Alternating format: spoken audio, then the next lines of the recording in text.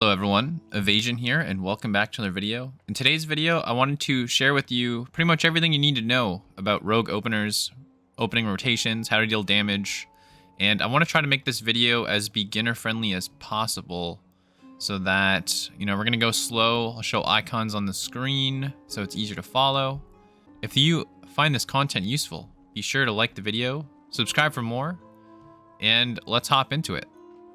Alright, for this video, we're going to be using this build here. This is my current favorite build to play, and a lot of people are actually playing the Rotten, and I can maybe make another video after this talking a little bit more about what I would use for a opener and stuff like that if I was utilizing this build. If you'd like to see that, make a comment about it. For a rogue opener in PvP, the main thing you're usually focused on is how can I keep the most people controlled and also deal the most efficient amount of damage. So any opener that I present in this video will usually try to keep the target controlled. It usually ends up working out that by keeping the target stunned, you're able to generate a better amount of call points. All right, so here's a somewhat undergeared character. However, this is a good scene for world PvP just to get the opener on the screen here.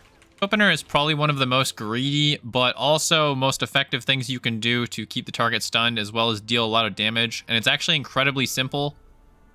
And so what we're going to do here is we're going to go in with a Shadow Strike and press Shadow Dance. Now the reason it's greedy, or I said it's greedy, is because we're not starting with a stun.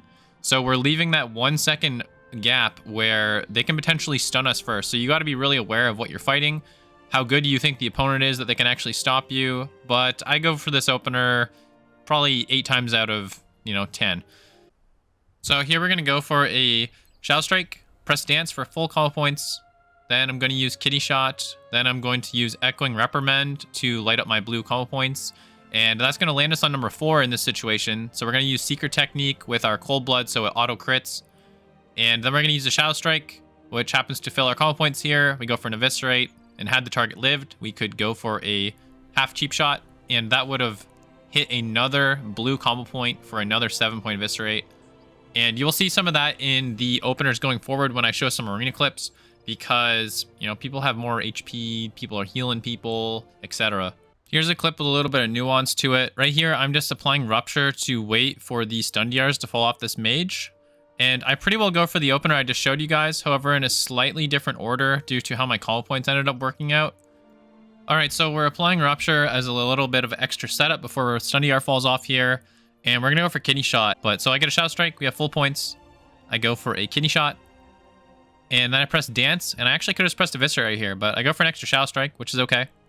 And I use Eviscerate. Then I use Echoing Reprimand, and I light off a Secret Technique. And once again, this mage is not going to make it to that half cheap shot that I'm talking about because I have extra help from a teammate. And yeah, some of you may have noticed that in the first clip, I pressed Dance before Kidney, and in the second clip, I pressed it afterwards. Ideally, you want to use it before you press Kidney Shot, and the reason for that is because you can get an extra Daunt stack, which gives you more overall burst damage. That being said, if you use your call points with the intention to not waste them, it usually ends up being more overall damage. But we're trying to get the extra stacks so that when we press Secret Technique, it hits as hard as possible. And at the end of the day, it really doesn't matter that much. It's just better to not waste call points. If you end up with a class like a mage, especially a mage, then setting up for your teammate with Kidney Shot so that they can use their polymorph and stuff is actually something that's really good to do. Start of this match here, I get a sap onto the priest, and then I go for my regular opener, where I go for the Kidney, Echoing Reprimand, and I get the Cold Blood Secret Technique into a Shadow Strike Eviscerate into a half cheap shot. And this is a really good opener, but this game actually was a pretty decent shuffle round that went multiple goes. Skipping ahead to go number 2 here, I'm going to set up for my mage with a Kidney Shot.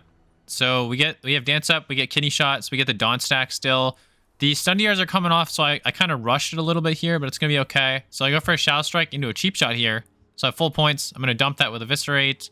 Then I'm going to hit another Shadow Strike. As you notice, since we went on the second go so fast, I don't actually have Echoing Reprimand for this one, so it's okay. But we force more cooldowns, as you can see, and we're going to skip ahead to the next go here.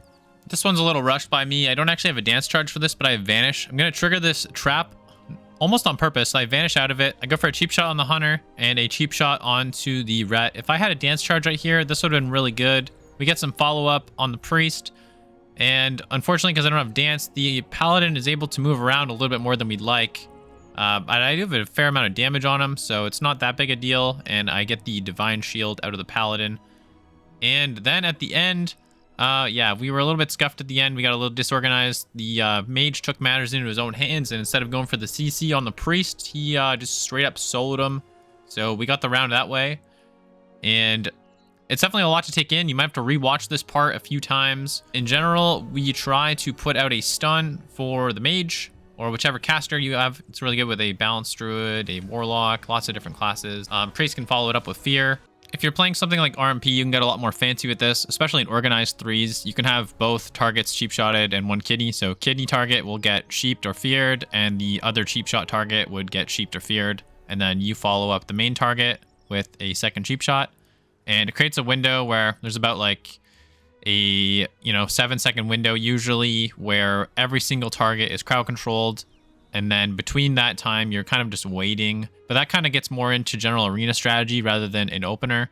I just wanted to include some practical situations because in arena, you can't always just go on the target with kidney shot because you need to help out your teammates get their control out so you have the most amount of targets controlled while you deal the maximum amount of damage. Another side note too is that it's really good to, be aware of the correct play to make, but especially in solo shuffle, you got to be able to go off script or kind of just, fly by the seat of your pants because sometimes you're going to put out that kidney shot, especially at low ratings, and your teammates aren't going to see it. They're newer to the game. They don't have the awareness. You didn't see that they were actually crowd controlled. Lots of things can go wrong. So it's good to know how to do the right thing. But sometimes you just gotta be able to apply the most amount of burst at the correct amount, like the correct time, and that's gonna net you wins. That's kind of the fun thing about shuffle is that the game doesn't need to be absolutely perfect in order to get kills. If you watched this far, thank you so much, and if you haven't already, please be sure to like the video and subscribe if you want to see more content like this. To wrap this video up, I want to talk about some cheap shot, kind of more rushed openers where you can just go on people. This one here can be done when you have almost no combo points. And you just press dance and cheap shot. It's going to fill your call points, eviscerate, and you're going to press your symbols, your cold blood, your secret technique. And then you can follow with the half cheap shot here. But in this particular clip, I followed with a Shadow Strike because I knew that the extra burst damage, basically I wouldn't need that stun. The target was literally going to die right there. And that's an adaptation you can make when you start to understand what kind of damage you're capable of. I will leave more of a text visual here to kind of help you guys out if that's useful. This is a lot to take in if you're a new rogue player, and just you got to keep practicing at it and you'll get it eventually. A couple of other tips before closing up the video is that we're always using Echoing Reprimand after using a finisher because that guarantees that the combo points generated by Echoing Reprimand will always hit a blue combo point, giving you that 7-point finisher that you're trying to get. And also, the half cheap shot that usually comes off of a kidney shot will usually hit the second combo point, which can allow you to get another 7-point finisher. I personally have stop auto attack bound to my stealth keybind, which my stealth keybind is just on my mouse where my thumb sits constantly. So I'm always able to toggle my auto attack off if I need to sit there for a second. Until I either get enough energy or my global flips around, allowing me to land on that 7-point guaranteed without getting a Shadow Technique proc, which are the random combo point procs you get every few seconds as a sub-rogue. This allows me more control over my call points and allows me to hit those points more. And lastly, another thing you can do is, since you have finality with this build, that means that every other finisher you do is going to give you a finisher that deals 30% more damage. So if you need more burst damage, you can think about setting up with a trash eviscerate, just throw it on something so that going into your burst combo, you have that 30% buff ready for your massive eviscerate. And then between that and secret technique, you'll be doing a lot more burst damage.